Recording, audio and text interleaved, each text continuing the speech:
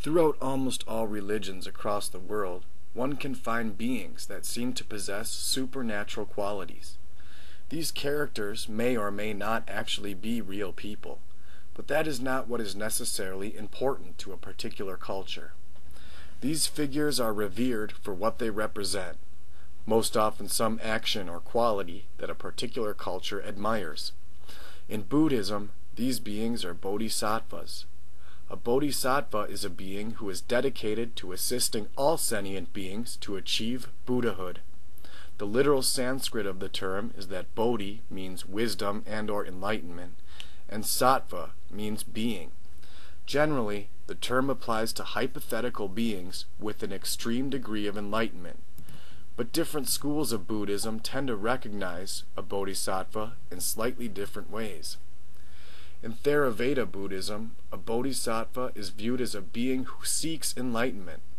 Then, after becoming awakened, the being can efficiently aid other beings with the expertise of supreme wisdom. Gautama Buddha, the Buddha, was allegedly a bodhisattva in a former life before he achieved complete Buddhahood. In Mahayana Buddhism, a bodhisattva has the compassionate determination to aid all beings on their quest for the highest state of development, or the full enlightenment of a Buddha. This form or type of motivation is referred to as bodhicitta by Mahayana Buddhists.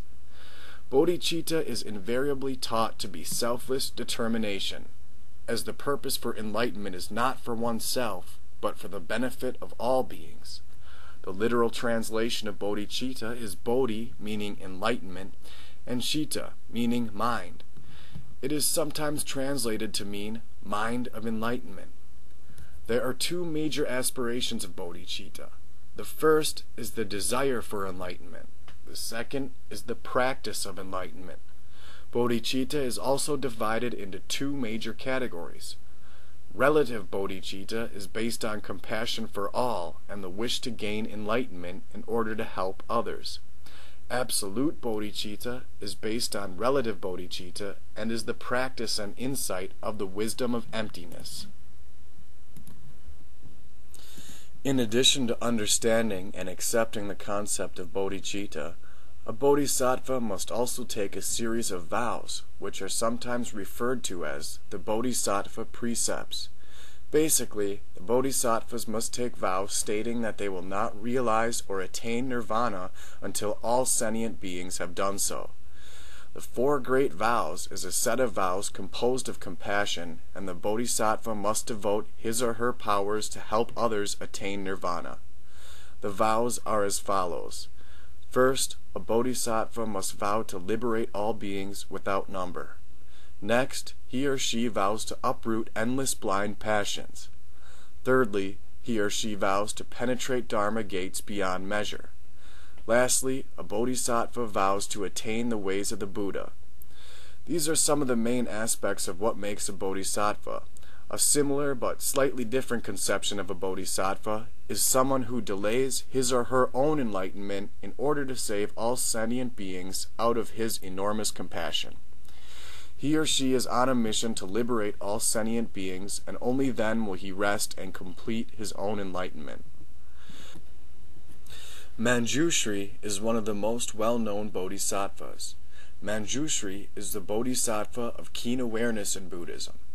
He is allegedly a disciple of the historical Buddha Shakyamuni.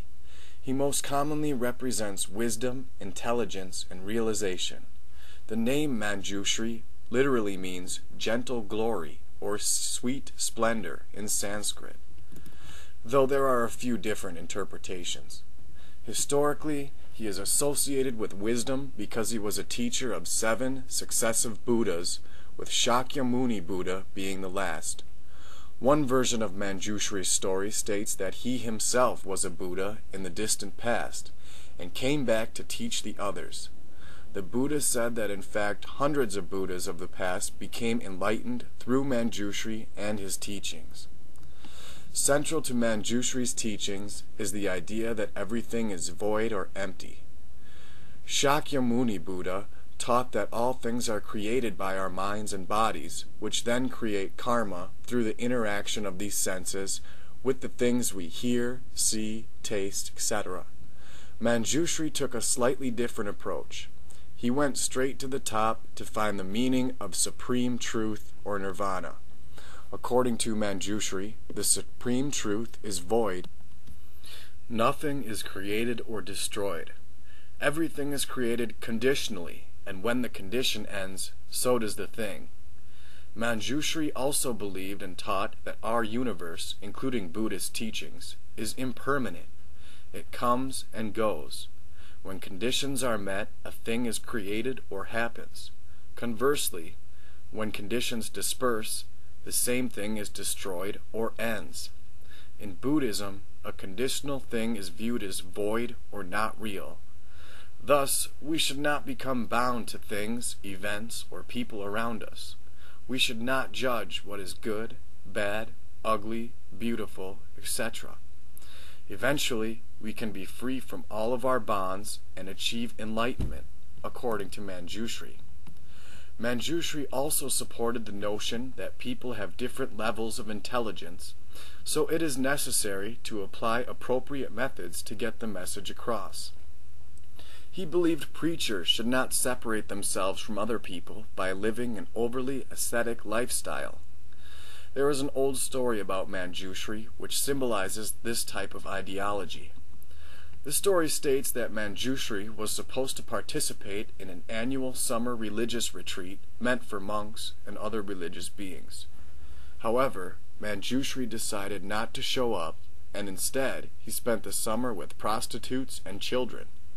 His excuse was that he was spreading the word of Buddhism and the supreme truth to the children and prostitutes. Manjusri claimed he used several different methods such as games, money, and even magical powers to spread the word of enlightenment.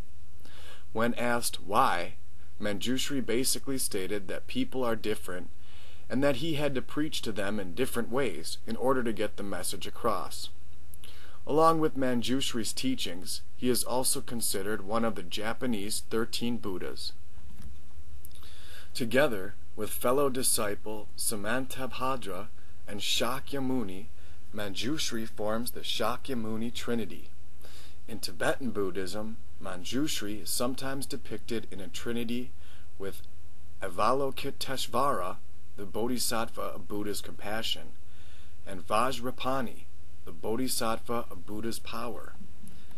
The imagery of Manjusri's actual physical portrayal varies a little bit from culture to culture.